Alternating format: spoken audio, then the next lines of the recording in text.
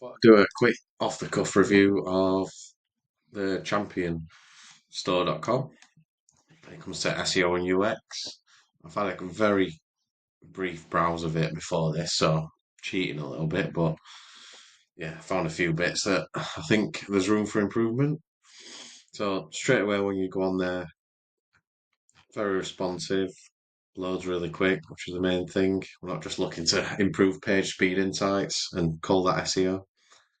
So when you go to the main nav, nothing drops down for a start, which it doesn't even look like when you click into it, it looks like it's going to take you to the men's page, women's, kids, sale pages, but it does actually drop down and take you to these other collection pages, which I prefer it when you hover on the primary collection, it comes up with all these secondary ones. So let's just dive into one randomly. Okay, so I like this feature where it's telling you the exact number of products in the men's hoodies collection. Not much above the fold copy there. Could add some in, could not. Sometimes it depends on the template design.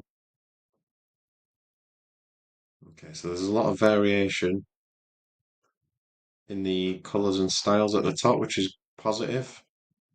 The faceted nav on the left.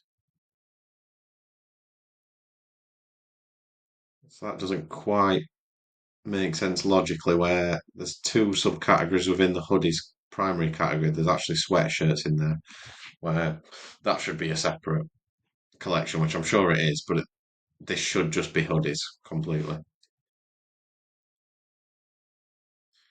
There is only men's, which I guess you'd expect. Obviously, we've gone from the men's primary category. The sizes, there's a random 6.5. I'm not sure what that means when compared to like extra small and the rest. Clothes look pretty good. Just get rid of that size. Okay. I do know, oh, there is a clear all filter button, which I do like. Okay, so out of the 36, they've got 10 black hoodies. So there's potential for a static sub-collection page there. So if we click the black filter, that could take us to a new static URL rather than this dynamic URL with the parameter there. The H1 could be black men's hoodies. It's completely targeted. Then that's a new entry point if someone's searching black men's hoodies. And because there's not much in regards to product coverage, they've only got 10, then things like that will really help with non-branded searches. Champion's a really strong brand. If someone's searching Champion hoodies, I'm sure they land on this page. It'll probably rank first. But if someone's searching black men's hoodies, the chances of them landing on this are very slim. So let's just take away colour on the faceted nav. Okay, so they've got different fabrics, sustainable materials. Again, this is another chance for a good sub collection. Interlock fleece I've never heard of. These seem like really targeted long tail searches. Sustainable hoodies will be a lot less competitive than hoodies and possibly fleece hoodies. Let's have a look at the pricing.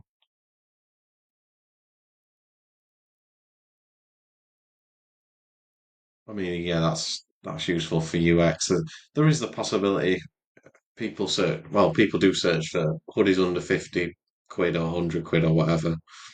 Um, and yeah, I mean, we could have this bar and a few sub collections there as well. But overall, it's pretty nicely done with the variants. I like that the image is dynamic, so that changes according to the colour you click. There's the below the fold copy and it links out to relevant sub collections. Doesn't seem to talk about the products above. I normally like every collection to mention maybe the three most popular products in the copy because that's more relevant than talking about joggers, t-shirts, jackets. Oh, it does look like they possibly used to have a men's black hoodies collection, but the link's been removed. That's what it looks like to me. But I'd definitely get them back if I were them. I'll dive into another one, like women's sweatshirts. See if this is similar. Yeah, I really like them having the product coverage here so we can see exactly how many. It would be, I do prefer for UX and SEO if they do have the number of, oh, sorry, they do have the different number of fabrics in here as well. It's like French terry women's sweatshirts. No point creating a collection there. There's only one product. Just keep that as it is. But sustainable women's sweatshirts, definitely one that I'd look to target, just because demand for that's just growing and growing. Again, this category doesn't really make sense to me because they've got women's sweatshirts as the primary category, but then they've got bomber jackets, hoodies, jackets. Why are they in there? Why are hoodies in there and bomber jackets in there? I'd remove it and keep it really clean and really relevant. I know that they might be trying to increase product coverage to compete on non-branded searches more, which is good. But if some of the products aren't relevant, like scroll down, that's a hoodie that shouldn't be in the sweatshirt collection. It's sort of been forced in, which never really like to do. So we've got the colours again.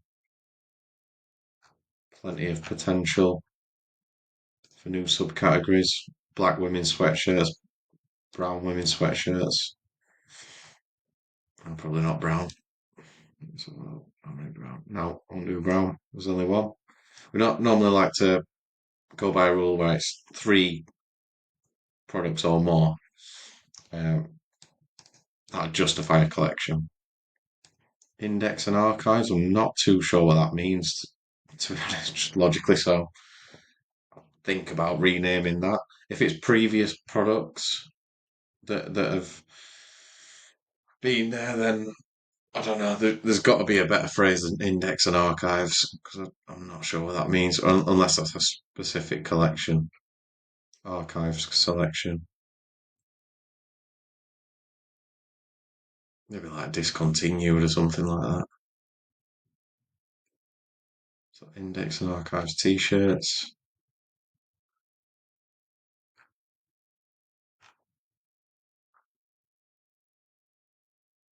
Okay, so these are a few different styles of t-shirts, different colours, that sort of thing. Gender, male and female. Yeah, there's a hell of a lot of potential for sub collections. Long sleeve t-shirts could warrant a category. There's only three products showing there, but this it's saying there's six. Figure out why that's happening. So 21 products overall. It says there's 19 when I select that filter, or there should be, but there's only 16 coming up. So there could be some tagging issues, could be some faceted navigation issues with the CMS. That's definitely something I'd look into.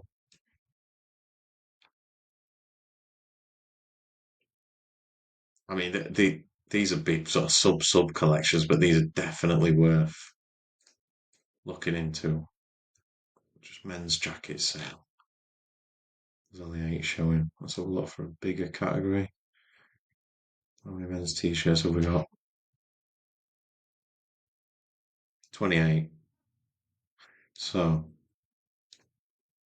colour is always the first filter that I look at for potential new sub collections.